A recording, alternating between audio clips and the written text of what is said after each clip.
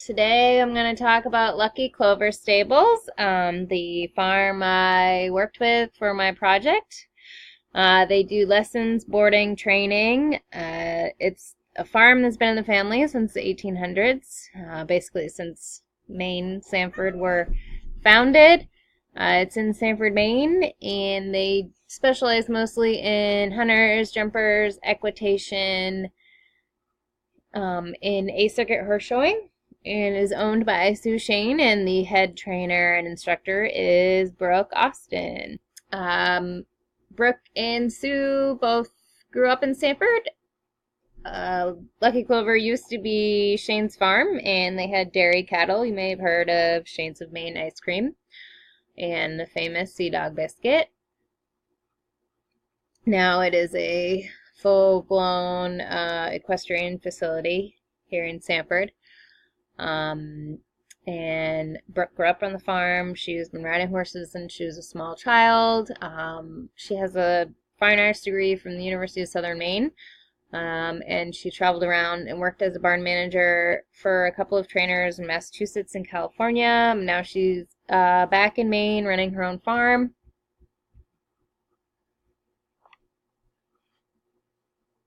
So I'm going to talk a little bit about the SWOT analysis I did. So some of the strengths Lucky Clover has, the owners live on site, so there is always round the clock care and attention for people's horses. They always have their eye on the farm and on the horses, which is, when dealing with horses, is definitely a good thing, because horses have a tendency to, as we joke around and say in the industry, try to kill themselves all the time. Some of the weaknesses that they have, a lot of their riders are young and inexperienced. Brooke herself, as far as being a trainer, she's pretty young and kind of inexperienced. And not that it's a bad facility, but there are definitely facilities in the area that, have a bigger budget, have wealthier clientele, so their facility may be a little, quote, physically nicer. Some opportunities they have. They definitely could upgrade some of their fencing. Their outdoor arena could use, some floodlights outside. Their barn is the old original dairy barn, and that could use some upgrading for sure. Some things I can think of is some windows. They don't have windows in the stalls. Some ceiling fans. Some threats. There are several similar riding facilities in York County. Some of them have more experienced trainers, and some of them the facilities, physically nicer. But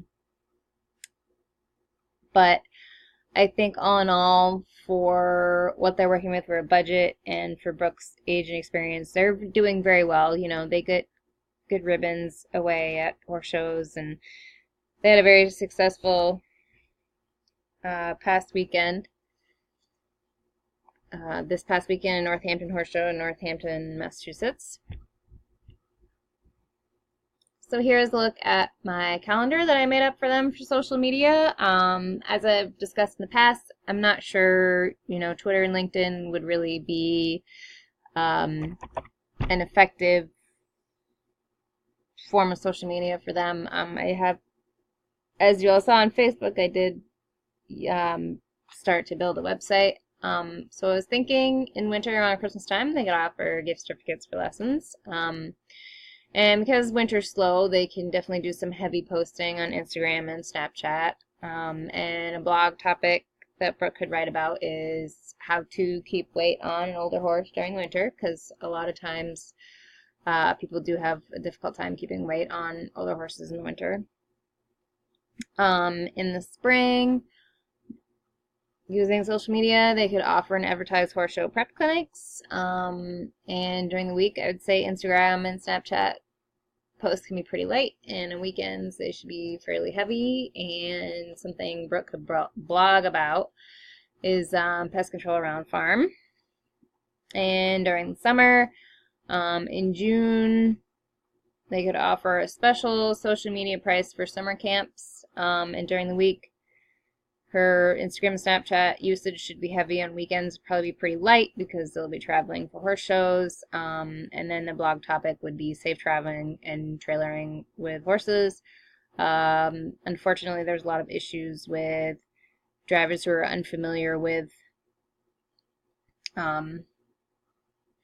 horses and trailers. They can cause problems for people pulling a rig. And then during July, they could host schooling shows and offer discounts on class prices for social media followers. And again, during the week, Instagram and Snapchat posts should be pretty heavy. On the weekends, they'll probably be pretty light because, again, they'll be traveling and showing in horse shows. And a blog topic excellent for the heat of July is keeping horses hydrated in the summer, which can be a challenge. Horses cannot throw up, so they have an issue. We call it colicking. It can be a gas colic. It can be an impaction. A lot of times, if horses are dehydrated and they're not drinking enough, that's a lot of times where an impaction will occur. And it's definitely never a good thing. So in August, they can offer back to school lesson prices, discount prices for social media followers, and during the week, lots of activity on Instagram, Snapchat. Weekends, again, light activity because of traveling and showing. And this blog topic could be how to cool out horses properly. Overheating is something that happens with horses, unfortunately, and it can be very dangerous for them. Unfortunately, horses are pretty relatively sensitive animals. September, free trailer ride to Meadow Finals for the most active social media follower. It's anyone who's liking, sharing, commenting. During the week, I would say, medium Instagram and Snapchat activity, and on weekends heavy as horse showing slowing down with kids going back to school, parents going back to, working full time, no vacation time. And good blog topic would be how to impress judges in the equitation ring, which ties into Meadow Finals. And in October, I'd say for the month of November, 50% off board to winner of the Halloween Fun Show costume class. Just a fun way to get people to come out, get involved, and just have fun. And again, medium post on Instagram and Snapchat during the week, and then weekends heavy as things are slowing down. And just a funny, silly blog topic, how to manage a spooky horse during spooky season, and also through November, hunter safety with trail riding and horses and, hunters being out in the woods. So that's just kind of a sneak peek on my plan for Lucky Clover Stables. Please check out our Wix website. It is luckycloverstables.wix.com, and thank you for watching.